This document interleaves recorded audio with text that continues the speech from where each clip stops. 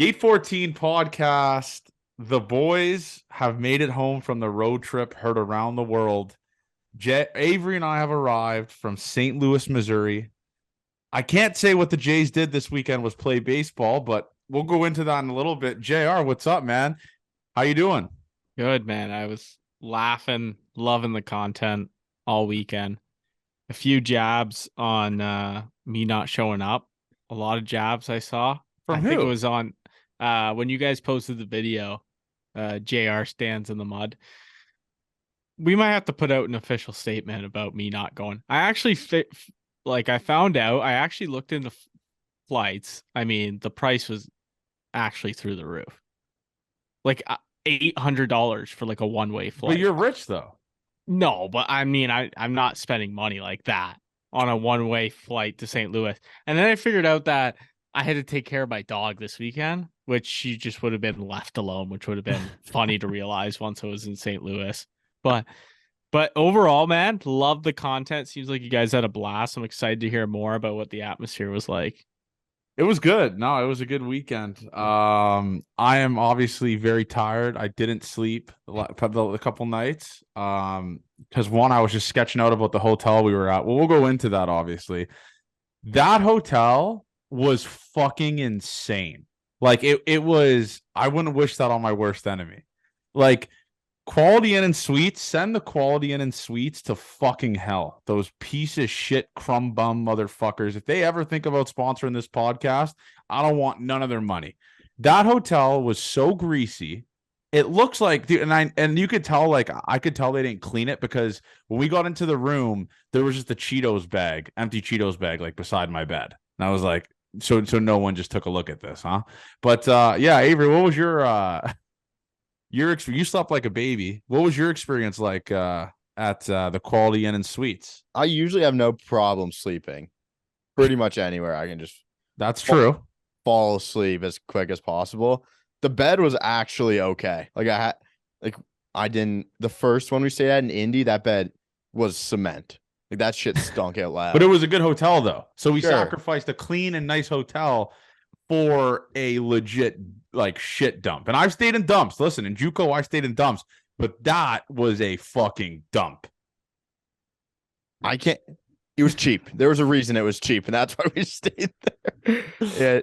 Yeah, it was what it was. The TV worked. There was bugs in the room. The shower turned on. That's about it. No, I was to say there was a reason we spent half of the trip at the casino in the sports book instead of at the hotel. Did you so no you knowing JR better than I do, Avery, would JR have complained about the room? Like to like management or like would he have Um, like try to brought it up and try to get that shit paid for or free? yeah, probably, but I would have talked him out of it to like let him know like this place sucks, Jared. Like we know it sucks. There's a reason it sucks. So I would try and kind of middle with Jared there on something like that. But he would probably win out, and I'd be like, okay, like if we get it for free, I don't give a fuck. Like that'd be So what awesome. was the actual price tag on this hotel? Let me check my credit card I statement. think it was 90 a night, Ave. Canadian. Yes. Okay. Okay. And DraftKings was significantly better. 350 a night. 350 a night. Yeah, you're not spending that. Canadian.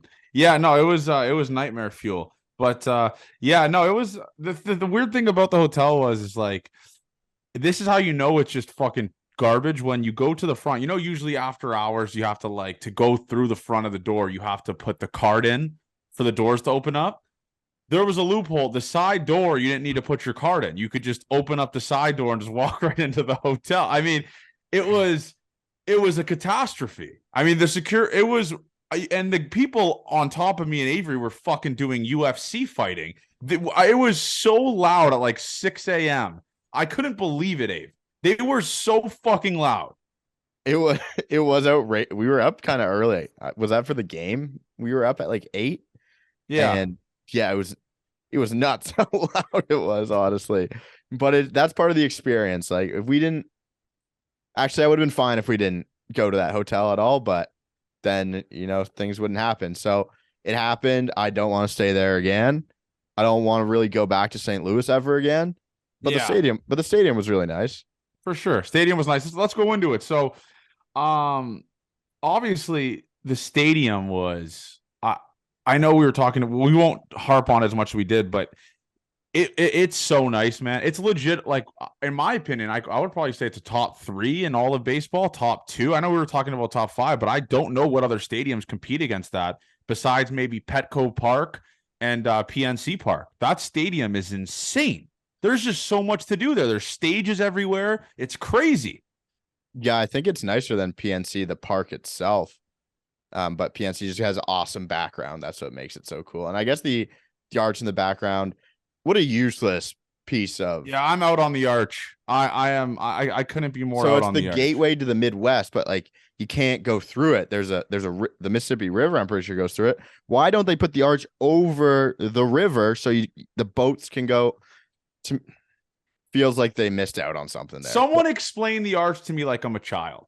That's because what's the point of it? Why do we have it? I guess the CN Tower is kind of pointless too, now that you think about it. I mean, it was the tallest building in the world, I guess, stuff like that. But there's a lot of useless. I'm out on architecture. Is that crazy to say? I couldn't be more out on architecture. I'm in on architecture when it comes to like a bar scene or a restaurant, or stadium, but for pieces of metal in the middle of big pieces of land, I'm kind of out on as well. Man, it was and I will say this, the reception we got like from like a pretty decent amount of Jays fans would notice us, stuff like that.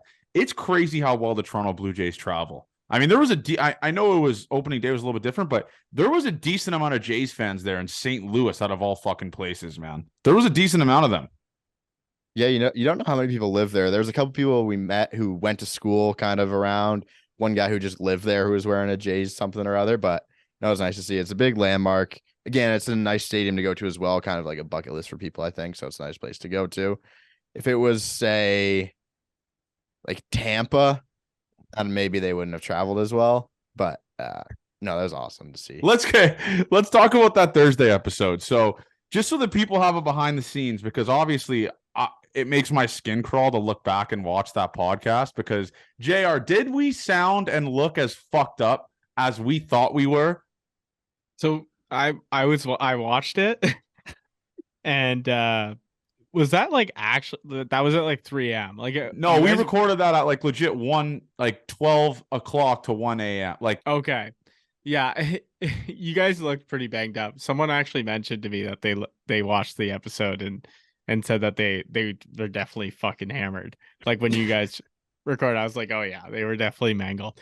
But no, it definitely looked like you guys were. I laughed. I didn't really know what to expect because it was like the first live one. So I just laughed when I saw you boys like sitting, like you guys were talking and like you guys were streaming but doing a pod. It just made me chuckle. But then I realized, I was like, how else were they gonna fucking do this?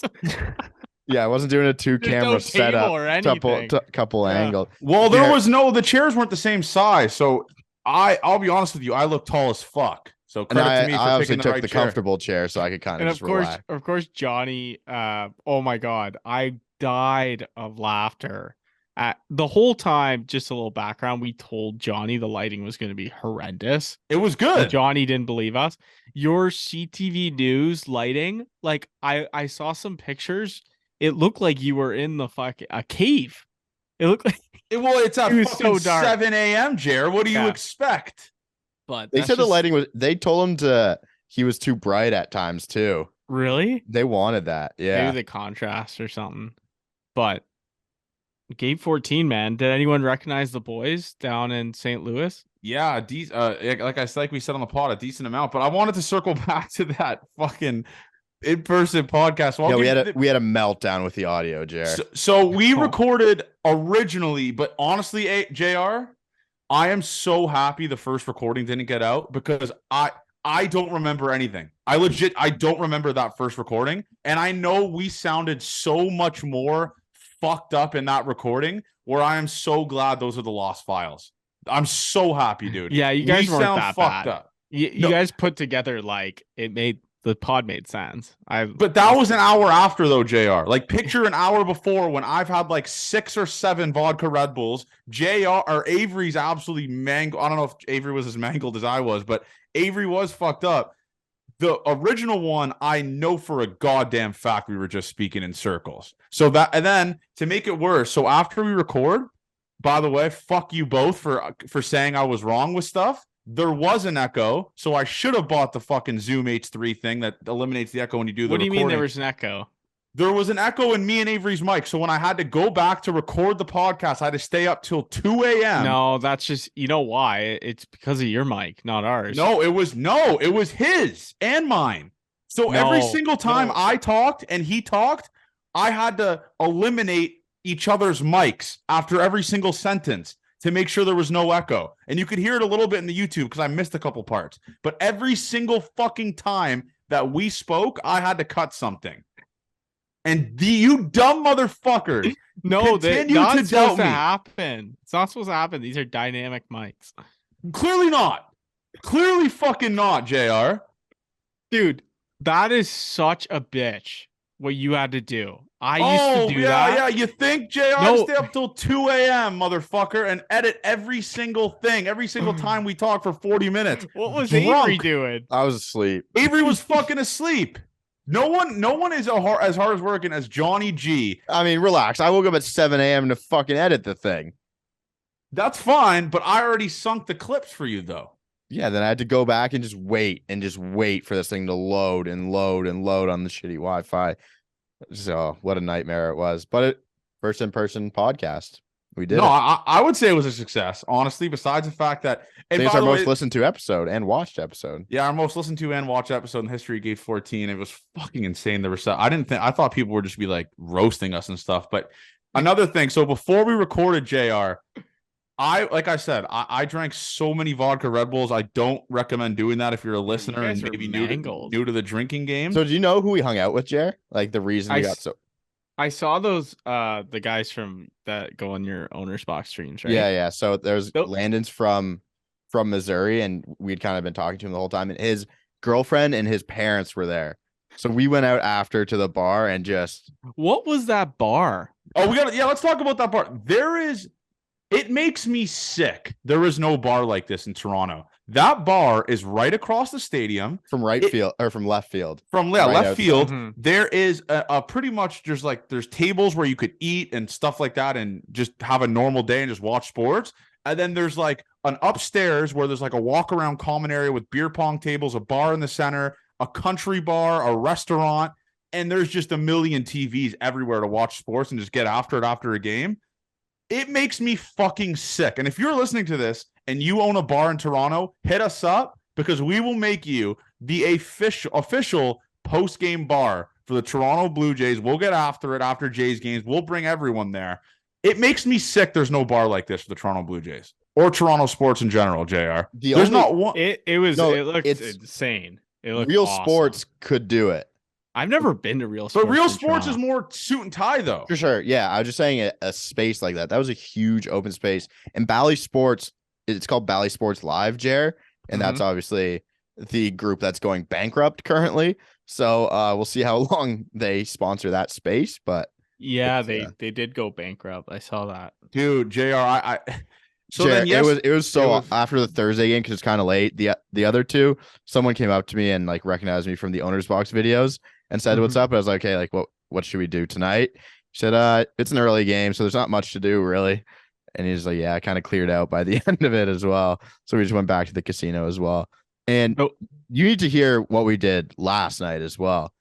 Johnny, the drunkest person in the world, again at the sportsbook, yelling at the top of his lungs, he's like, "These guys are fucking bums" to everyone who could make a shot. We won't even talk about that because that doesn't matter. We'll talk about the actual night that happened. So Avery was a little fucking poopy pants boy and didn't want to get after it last night.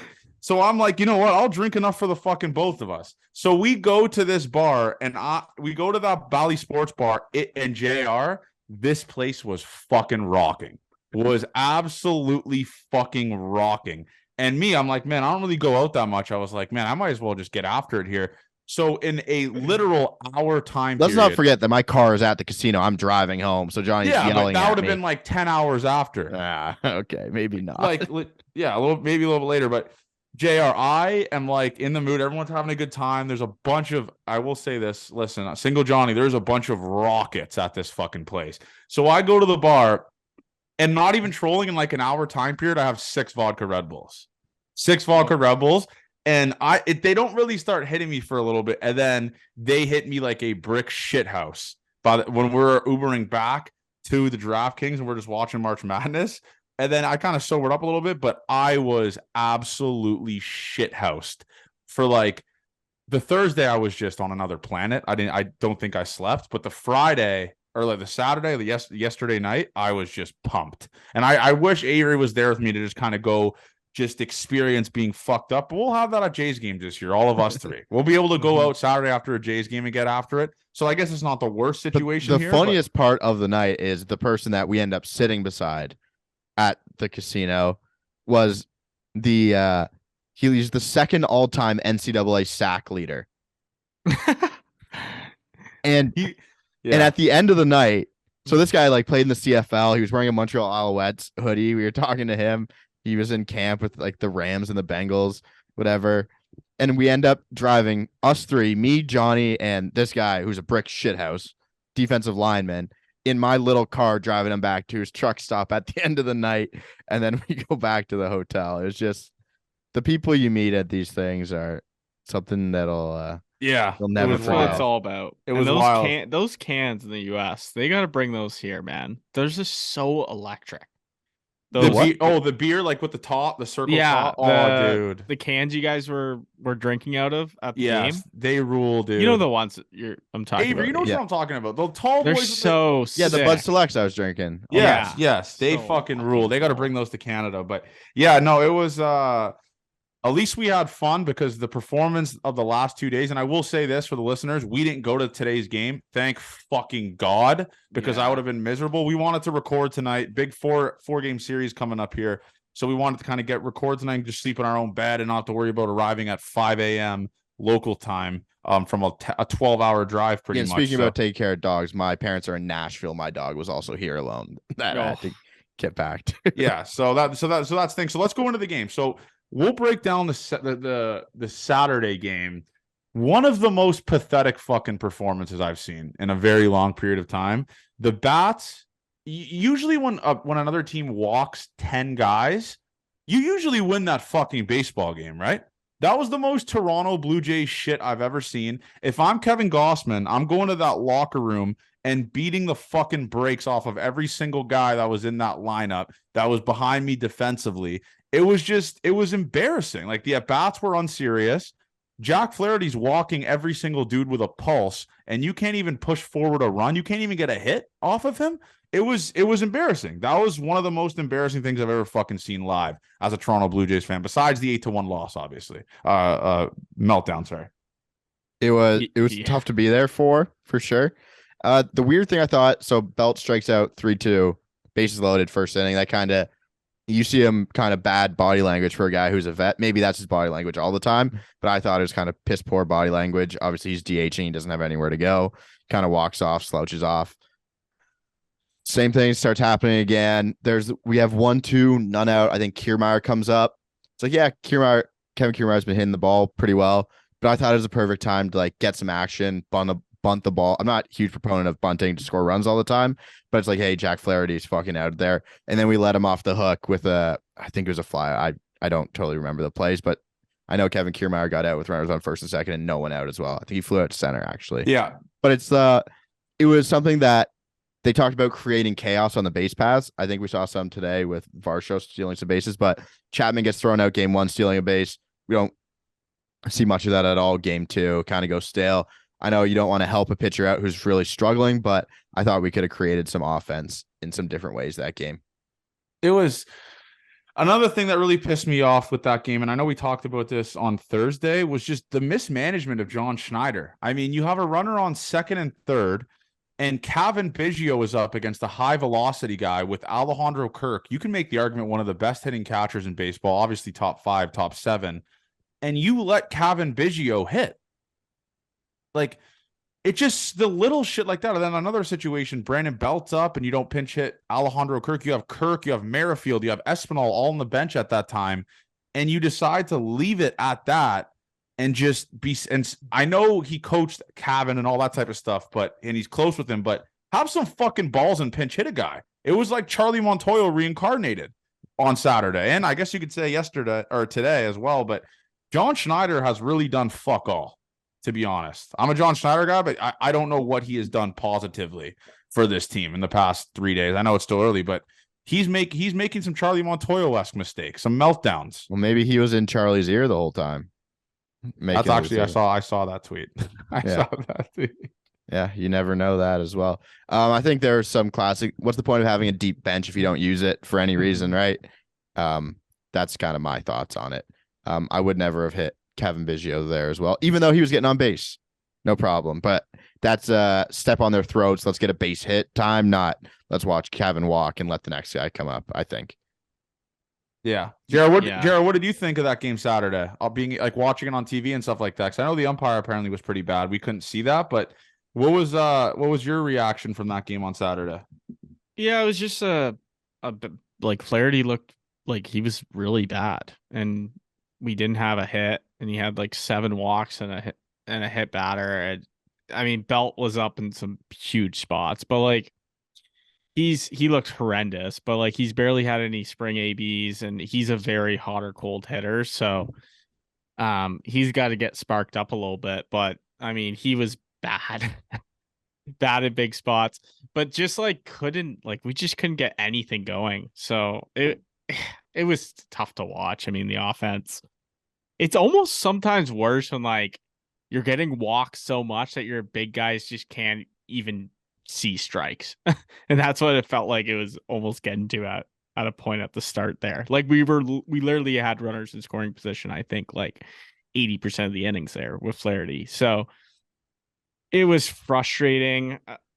And then, I mean, but what are you going to do? I mean, you're going to have games where the bats aren't working, but there's definitely a couple guys that need to start going. And one guy specifically is Belt right now for sure. I just don't understand I know obviously he's older, but the I'm too good for spring training type of attitude. Mm-hmm. And then you come into regular season, you couldn't hit the fucking side of a barn.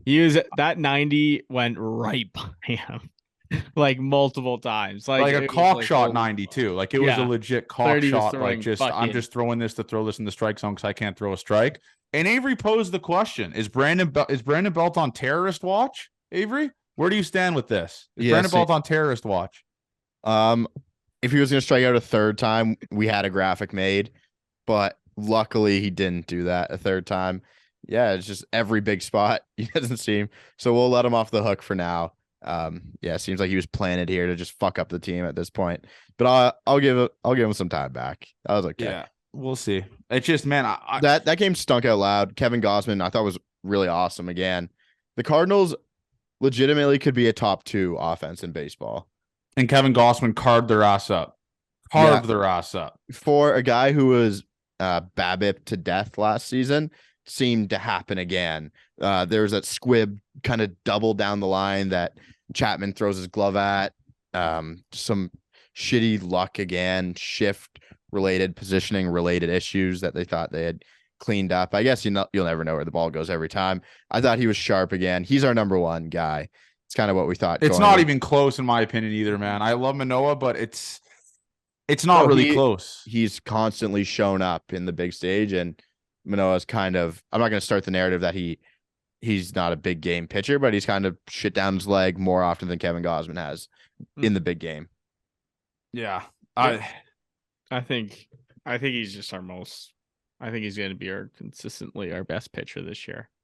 Like I said, I know everyone's saying Cy Young and all that type of stuff, and rightfully so. I mean, the guy has been fucking insane. So I love Kevin Gausman. I want Kevin Gausman to be a Blue Jay the rest of his career. I know I say that for a lot of guys, but man, his stuff, and I know Avery, you showed me that pitching ninja stuff of the overlay of his splitter and his fastball. I don't know how people get a hit off him. It's the hardest pitch to hit in baseball. His slide, it's insane.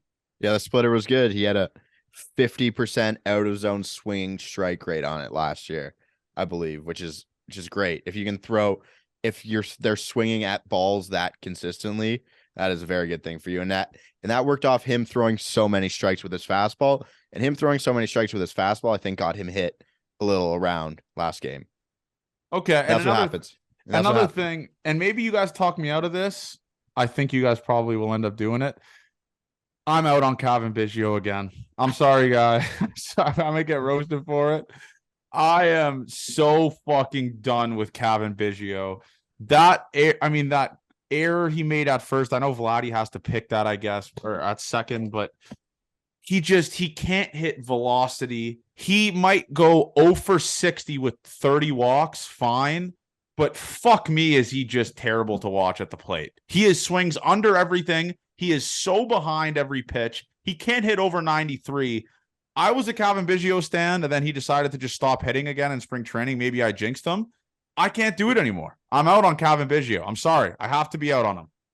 I won't take a stance as a pro Calvin Biggio guy, but I feel like we do a disservice to those three having them all on the team.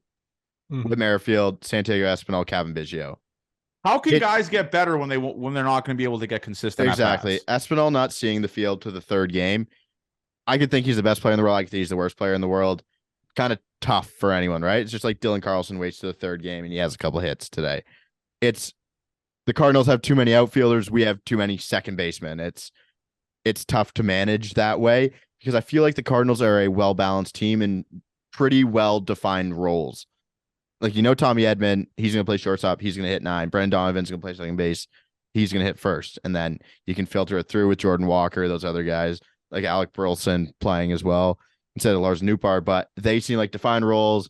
The bottom of our team doesn't seem there yet, which you'll get there throughout the season. But I feel like it is a disservice having all three of these guys on the team at the time. We need 2 of them, and Lucas and Otto Lopez, I think that might even do a disservice to them, but they're 3 very similar type players. Yeah. And man, fuck. Just taking at-bats from Whit Merrifield. Whit Merrifield looked pretty decent at the plate. Competitive at-bats. I know we're talking Calvin Biggio walked a shit ton, but I'm out. I can't be on the Calvin Biggio train anymore. I have to put my foot in the sand. He doesn't provide any benefit to the team besides walking and maybe pinch running. Yeah, hopefully I get old takes exposed for this, but I'm out on him. And the next guy that I want to talk about is, I know he made that error to kind of cost the game on Saturday. Man, Matt Chapman's looked really good at the plate this week, boys. I think he's hitting above 500 or above 450 along those lines. I know it's still early, but he's piecing up balls. One thing he said he wanted to work on was hitting balls the other way. He's been doing that. Matt Chapman is not a terrorist. He's a prime minister. He is the prime minister of this team.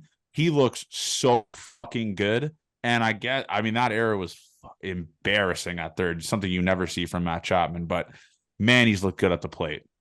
So he had 4 hard hit balls today over 95. Yeah, he had a good game today. 3 hits, 500. I was watching the Jays in 30 as soon as I got home before this, just torching baseballs. It's scary if he's hitting well, man. It's scary. I feel like contract year, Jer. Everyone loves a good contract year. That's for sure. He does. He is, man, I love watching Matty Chopsticks play, dude. He's so special, but there's a lot of guys like it just seem like they picked up where they left off last season. Like Bo smoking the ball, Vlad today hitting the absolute fuck out of the ball. George still looking really good. This team, we look at the box score from today. The Cardinals had an expected batting average of 377. They had 16 hits. But the Jays were 293 with a 48% hard hit percentage. Like they won the hard hit percentage today, which the Cardinals won in the first game. Like I tweeted out at that guy. But it was just a Chris Bassitt disaster class today, looking back at it. So I watched every hit that he gave up. It almost looked like they knew what was coming, and they just ambushed him, got right fucking after him right away. It was the first time I heard Buck talk all season, and he said that both of the balls missed right over the middle of the plate when the Brendan Donovan one was like high outside corner, and I was just put my head down. I was like, fuck me. So hopefully Buck was good for the people at home. But it was just tough to see Chris Bassitt first start. The pitch comp thing that they hadn't really figured out either was weird.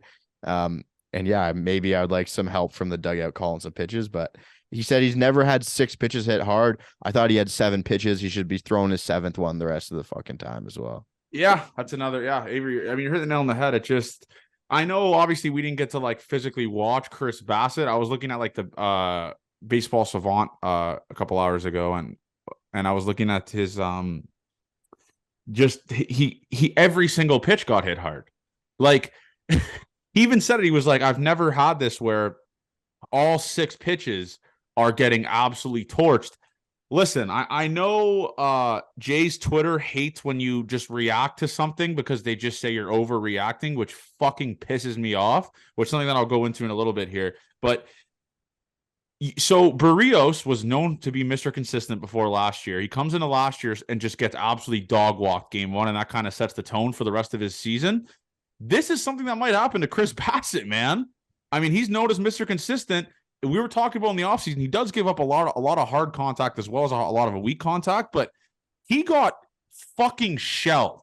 Like fucking shelled today. It wasn't even, I don't even, like, he didn't even look like he's pitched before. And I know we talk about this weird, he's ramping it up in spring training, ramping up spring training. Stop making fucking excuses for the guy. He's a big league vet.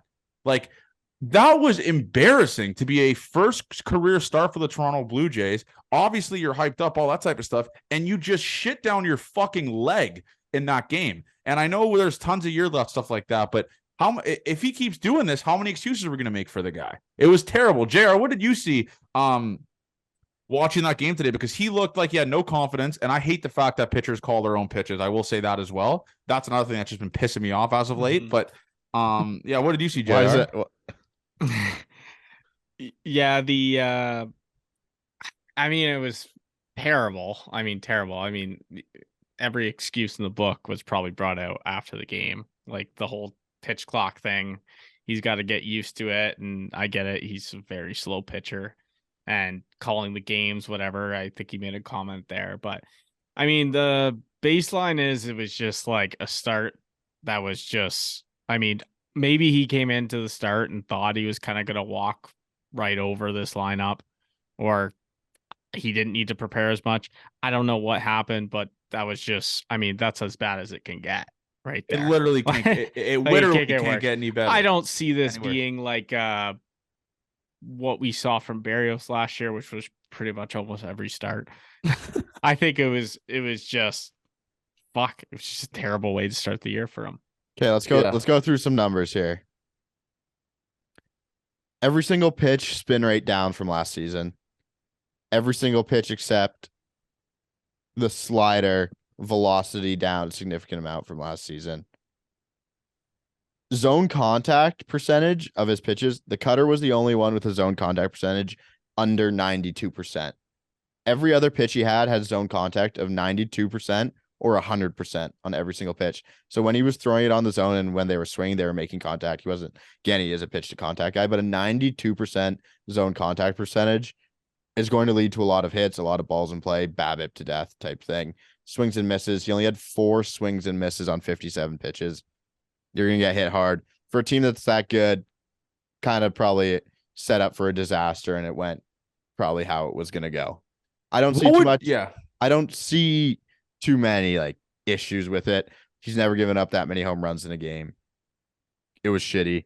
The Burleson one was bullshit as well. The way that just carried out to left. We were there. The wind just swirls around inside that thing. You have no idea which way the wind's blowing. It kind of is a launch pad. It kind of is a launch pad in that aspect. Yeah. It looked like it was blowing out to left sometimes.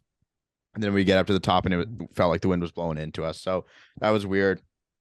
But for me, tough one to start off. If he was a young pitcher, I think it would harm him more than obviously the vet that he is. But I think he now gets set up for opening start of the Angels series. Oh, God. Which how they hit against the A's could not be great again. But I think it should be an easier matchup than St. Louis was, right? I agree. Obviously, St. Louis one of the best in the game. Just the amount of hard contact he gives up and having to go up against Trout and Ohtani is not going to be cool. I mean, having to stay up for that. But Yeah, I mean, before we go into that series, let's just, I guess we can finally recap this. Who is your winner and loser of this series so far on the Toronto Blue Jays? Who's one guy that over exceeded expectations, and who's one guy that kind of just did not look good and just did not impress you? And we're gonna obviously take away Chris Bassitt. Can't say Chris Bassitt, obviously, because that's just like the most easy answer ever. Okay, I'll go. Eric Swanson impressed me. I don't remember what his Saturday numbers were. I think he gave 1 earned maybe, but he came into a good spot, pitched well on opening day. Then he pitched well again on Saturday, I thought. So for someone who hadn't seen him pitch in a while, I think he made a very good first impression on the Jays. What about you, JR? I'll go Bo. I think he's come back. I mean, I would put Chapman, but we already praised him enough. But loved the way Bo is and how he's looking at the plate. I think he seriously could, I think he's going to be in MVP contention, heavily this year. I think we talked about that before the year, but I love what I see about Bo, so he's my big winner. Yeah, that's a good point. And my guy that I'm going to go with that impressed me, and I know we talked about this on Friday, on the Thursday episode, is fucking Jordan Romano, man. I know he didn't pitch that much, but I can't emphasize how important it is. We all played baseball, Avery. We all know how important it is to get a 0 when your team can't fucking get a 0. And Jordan Romano kind of bouncing back from obviously the disaster of that wild card game last year and stuff like that, and him being able to step into a game in the 9th inning and carve up the St. Louis Cardinals and give the Jays a win after a roller coaster game. I'm gonna have to go with Jordan Romano, man. I feel like that's one guy that's going to be heavily relied on, obviously, this year. Jays are going to play in a lot of close games, I guess, as you could see. But yeah, I'm going to go Jordan Romano. Love that. I was on my deathbed if we didn't get a fucking 0 in that game. And you just come in there, first out, most important. It felt like when Jimmy came in, walking the first guy is never a good thing, especially with your late guys. So you can't really look for regression if he's just going to get people out like that. So I was happy with what Jordy did for sure. And I'll lead off with the loser, and I know we've ragged on this a lot, is John Schneider. I think John Schneider is my loser of this weekend. A lot of weird situations here. I know we talk about Jordan Romano carving on Friday or Thursday's game, but there was one situation, Avery, that we didn't talk about on the Thursday episode where Jordan Romano came into the game against the weakest hitters on the team, when in the 8th inning, when Jimmy Garcia pitched against the best hitters on the team, that's when the Jays kind of folded. In my opinion, I think you kind of flip-flop that and put Romano in the 8th against the best hitters on the team. You have the off day the next day. Why not make him go potentially 4 or 5 outs and kind of hold the best guys in that lineup? And obviously another part is not pinch hitting Kirk, Espinal playing the 3rd day, giving Biggio so much playing time. I guess not giving Biggio so much playing time, but just so many weird little head scratcher things that John Schneider did. I mean, obviously it didn't bite him in the ass today, but Dalton Varsho, who has a weighted runs created plus below 50 against lefties, putting Dalton Varsho in the 4 hole. I don't know what the fuck this guy's doing. Dalton Varsho was fucking sick today, though. Yeah, no, he was really good today. It didn't come to bite him in the ass, but I'm just saying, maybe not the defense, but Dalton Varsho, someone we haven't talked about, he might be better than we thought before. He can hit the ball hard. He was stealing bases today. I mean, we did have the one fuck up in the outfield, but that'll happen into the sun with the wind swirling in there. Dalton Varsho is going to be a very good player for this team. If we take out some of the swing and miss, Matt Chapman-esque as what he's done to the start of the season, he's going to be very good. And they're going to give him every opportunity that he could possibly get. So I'm excited to see what he can do this season. Who was your loser of the weekend, Dave? Alek Manoah, probably. Yeah, that's good. I mean, that makes sense, man. It's kind of disappointing to see from where the wild card was. I'm not worried about him, but you're asking who I think the loser of the weekend is. I'll go with Alek Manoah. JR, what about you?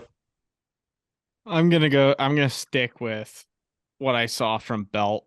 I hope he turns it around here in KC, but I mean, just big spots, veteran in the lineup, just not getting it done. So, and I don't think we're going to see him much.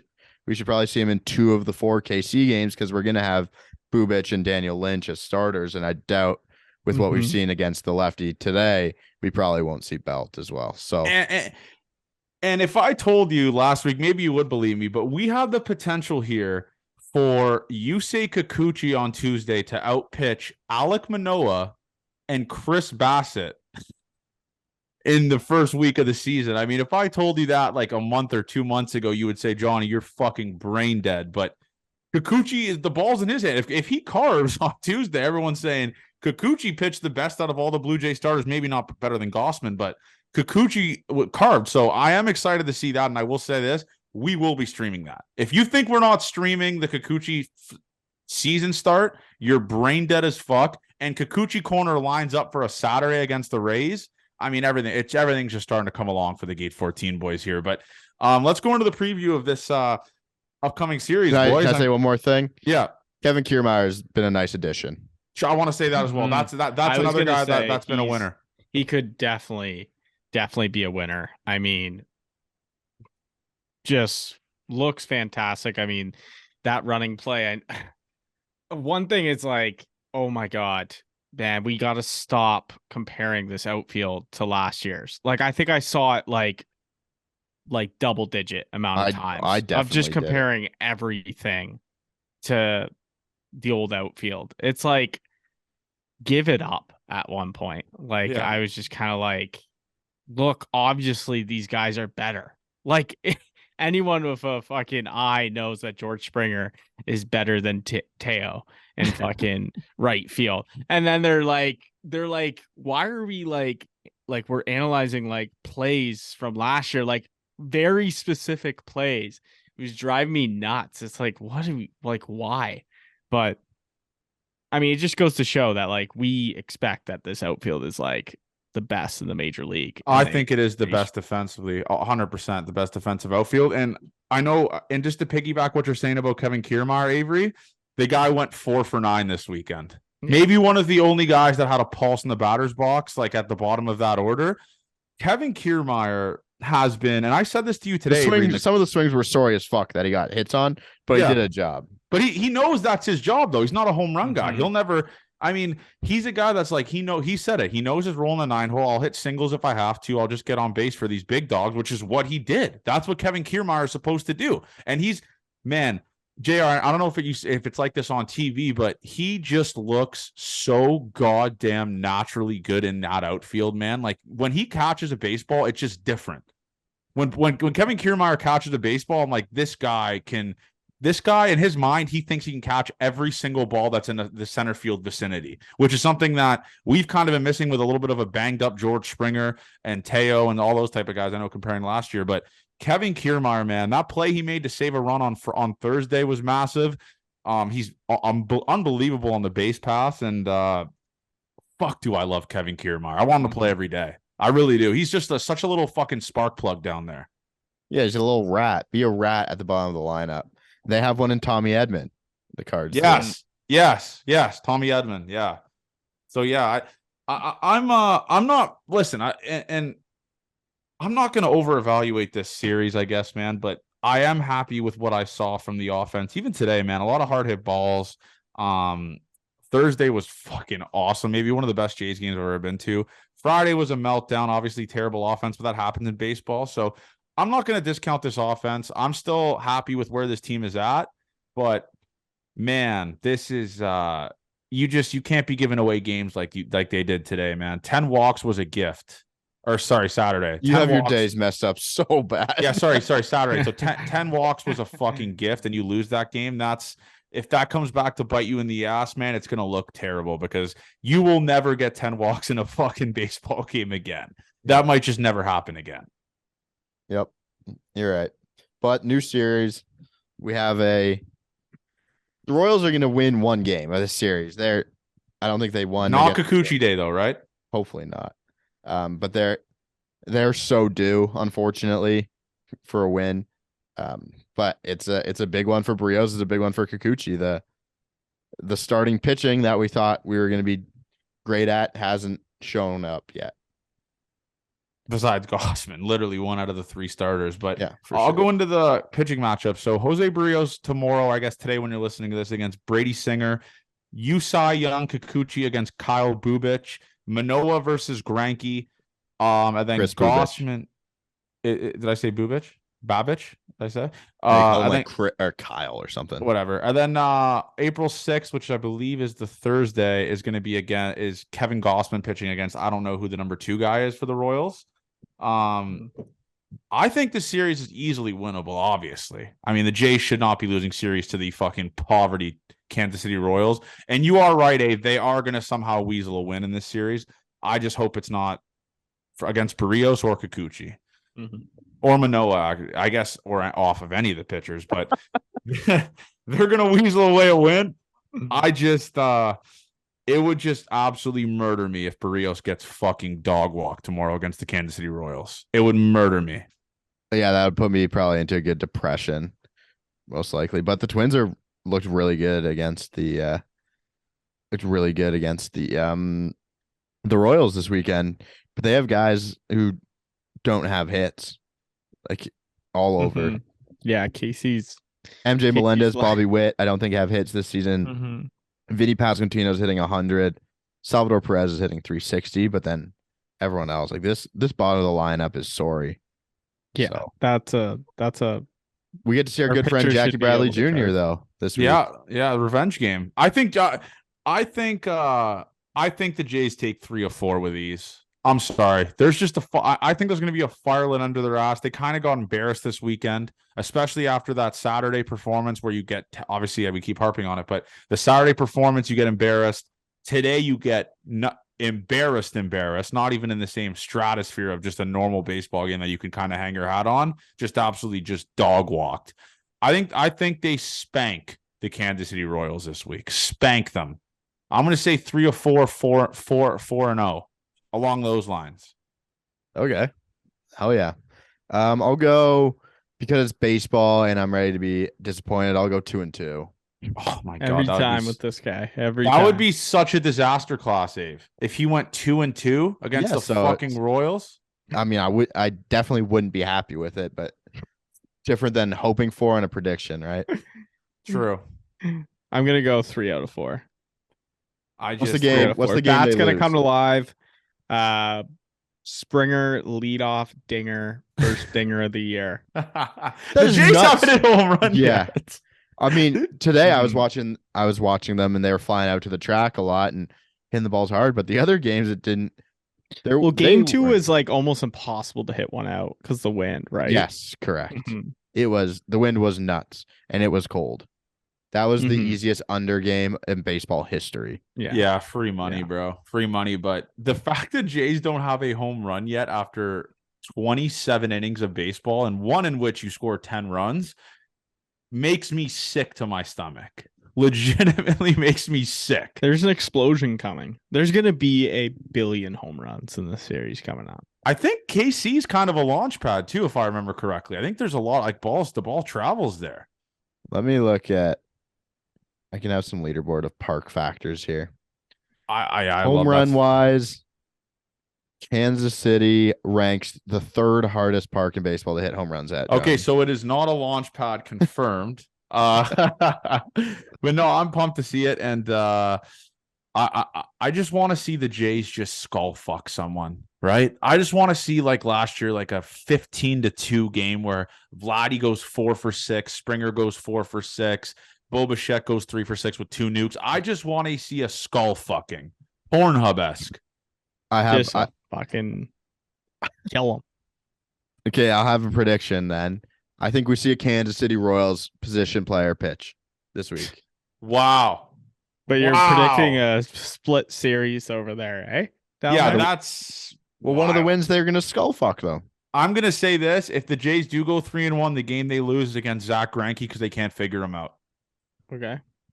That's my prediction. And I think Manoah kind of carves, but kind of like a situation like it was on Saturday where Manoah carves, but the Jays just can't figure out Zach Greinke.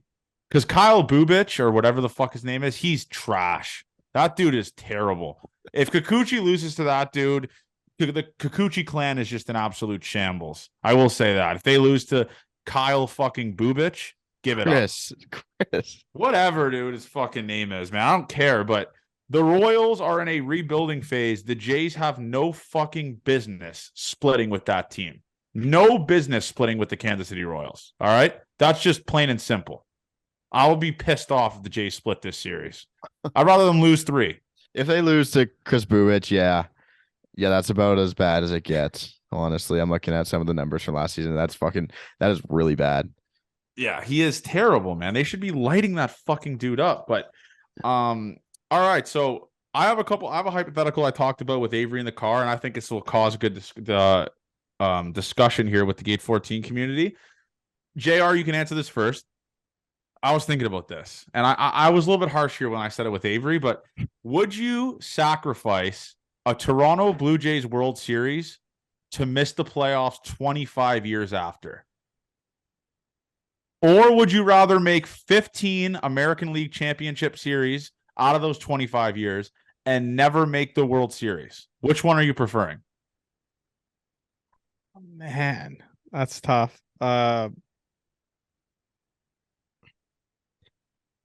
25 years of your life isn't too much, hey? That's my entire life. I'd probably go a World Series. Avery? I mean, it sucks because think about if the other years are, you're saying the miserable, other years, no playoff years, yeah, dude. Versus like 15 years of happiness of being at least a good team and good baseball watching, but heartbreak every year. Think of the Leafs, man. Imagine if the Leafs just continue to do this shit. That's what I'm saying. So is it worth risking that? Well, the Seattle Mariners literally just did this, did they not? Wasn't it guess 20-something seasons? It was ridiculous. But they didn't win a World Series, though. Yeah, but they didn't win a World exactly. Series. But they still went through it. They're fine. Yeah, Their and they fans are were still like there. God's gift for freaking a game they couldn't even score a run. So what are you writing your sand in, JR? What are you picking? I'm saying World Series win. It's World Series win and nothing even close. Think about it. We talk about the happiness of the World Series compared to Mm-hmm. every season ending in sadness. Think of the Raptors. Every season has ended in sadness for my entire fucking life, dude. I'm used to it. And I've never 15 American League Championship Series. Call me a loser, but you kind of get to at least experience the ride. You get to go there 15 times. You only get to go to the World Series once out of those 25 years. And in those 25 years, you're fucking miserable. Yeah, maybe they're one game out of the playoffs every year. You know, it feels like you're there. They have something to cheer for. I call me a loser, but I'm taking the championship. Yeah, series. You are a loser. I am a loser, but that's what's wrong with today. People like you, Johnny. You just want handouts, participation medals. That's the type of guy. I wouldn't say the ALCS or participation medal, but I guess I just don't want to, and just maybe because I'm a content guy, I just don't want to experience doing this podcast with the Toronto Blue Jays being absolutely fucking horrendous. That's miserable. Why this is a hypothetical. This isn't a... Okay, but I'm just saying, though, I know it's hypothetical, but I'm taking 15 ALCSs in 25 years as a dynasty for that over one World Series that I forget about in 20 years that no one on the fucking face of the earth gives a shit about besides the people that got to live it 20 years ago. I can't do it. I'm surprised you're on that side. I'm surprised. I thought you'd for sure be on the World Series win. No, I'm a loser, and I like to experience more happiness, quantity over quality. So that's how I kind of roll with that. So that's what I'm taking it with. But a couple more things that I wanted to talk about, obviously, is where do you stand, JR, with do you think Brandon Belt is taking at bats away from Alejandro Kirk, and how do you think that's going to affect Kirky, where he's not going to be DHing as much as he did last year and getting out as many at bats as he got last year? Because I think it will affect him, to be honest. Yeah, I think we just need to play Kirk more. I think this like he doesn't need to the sitting Kirk. Like I never really got, and like you said, Schneider not even pinch hitting him. Like that makes no sense to me. Like I don't think it'll hurt Kirk though. Like in the long run, and Belt will be good. He just needs to get going a little bit. I mean, the guy, it was his first series. He's taken barely any ABs, but I don't like the managing of not playing Kirk as much. I don't know about you guys, but I don't love it. Yeah. Where do you stand with that, Abe? Let Kirk cook. The issue though is it probably affects Jansen the most because Kirk will catch most of the games if they want to keep Kirk's bat in the lineup. Yeah, it's a good point. But yeah, man, it was just it was a good weekend, man. A lot of the Gate 14 boys are up. The Twitter interactions, Spitgate. I mean, the memes that have been I haven't sent JR the memes that have been made, Ave. Someone screenshotted, shout out Vlad the Builder. He screenshotted right where I was spitting, like the exact spit time. And like the memes were like Johnny is you're making Johnny so sad he's crying tears out of his mouth, or Johnny Junta just spat on your franchise. Like it's been a good week for content for the boys, and it's not going to stop. It's been awesome. The Twitter engagement was absurd on opening day. Did you get like? I'm guessing you guys noticed that, but yeah, I mean, just everything posted from our account was doing crazy. But Abe, you said something about. I don't think Johnny would be able to go to Yankee Stadium. I don't think it would be. He was loud opening day. I just actually think there would be an altercation. We were getting yelled at. It wasn't that bad because it was like pussy ass 90-year-olds yelling at us. But like some people don't even wear like I just like could see it, and I'm eyeing out that weekend on the 20th potentially to go. I could be down for that. I think I'm walking through the streets of New York untouched. Dude, I just like you think you're 6'9", eh? I don't even know if I could be beside Johnny. Like that's how bad I think it would be. I'm a content machine, and if I have to get punched in the face by Joey from the fucking Bronx, I'll do it. Understand? If I can sue someone to make them get the Gate 14 boys out of debt, I'll do it if I have to. All right. It could be actually a strategic side of things. It'd be a great vlog. We were in the perfect spot. Game 1, game 2 wasn't as many people there, and we were kind of up in the middle, but we were in row 1 of the section, and people weren't happy. And you saw people in the background of Johnny's videos just being dickheads. They can go fuck themselves. They're not in the content game. They don't get it. But yeah, no, I can imagine a pretty decent amount of people were mad with me that day. But there was the funny thing, and I didn't talk about this on Thursday. You could see, one thing that was kind of crazy to me was when me and Avery were celebrating Jays stuff, there was like a Jays fan that was like in the section beside us at top that would just keep pointing at me and Avery when the Jays would score, like just all fired up. And then after the game, they came down to me and they were like, "Oh, my son my son loves you guys. Can you get a picture?" And I was like, I thought these guys hated me because they would just at the start they weren't really acknowledging me pointing at them and like fired up. Then they started to. And another funny story, which I don't think I was that drunk at the game. It was like more so along the lines of me being just in the mud and just if someone says something to me, I'll just go them right off the bat. Some old guy comes down to me and he knows we're from Canada and he makes like a funny Letterkenny joke, which is a show that I don't watch. You remember this, Avery? Yeah. He said something to us and I thought he was chirping me and I was like, what the fuck? What? And then Avery, what did he say, Abe? Do you remember what he said? I don't know the word. I don't really remember the show that well. He's like, Letterkenny. He's like, yeah, like I know it. I thought he came down to chirp us to tell us like you ever do that shit again or something like that. So I was just in fight mode. I was ready to RKO him off the 4th deck if he was gonna chirp us like that. Yeah, dude. No, it was funny. But St. Louis fans, I was walking through the streets of Missouri untouched. I'll walk through the streets of New York untouched. I don't give a shit. Yankee fans can say what they want. Joey from the Bronx will never be able to go Gate 14 Nation. I'll just body all those motherfuckers. So I'm not really scared. And hope you guys enjoyed the content this week. The vlog will be coming out, Avery said Thursday. I don't know. I'll get to it. We'll figure it out. Avery will announce it. Avery will announce it. Like you said in the car I don't think we Wednesday. have that many great clips. We'll just have to take a lot from the game, but there is some good behind the scenes stuff as well. Yeah, for sure. And the hotel tour will be a good thing to throw in there as well. For sure. It'll probably be so we'll have this episode come out. This is Monday morning. We'll have Kikuchi start live streamed on YouTube going Tuesday, and I believe we will have probably around dinner time. We'll have the St. Louis vlog. We're live. Just fucking churning out content, churning out fucking content for the people. So stay tuned for that. Let's enjoy this week. Let's bounce back here. Let's get tomorrow's game. Kind of get back on the positive side here. Pray for Barrios. Everyone say a quick prayer for fucking Barrios tomorrow. And as always, man, love you guys. Let's keep rocking here. We got 159 if my 159 games to go until the season is over. So we got a long ride here, a long journey. Let's go. Gate 14 forever. Love you guys.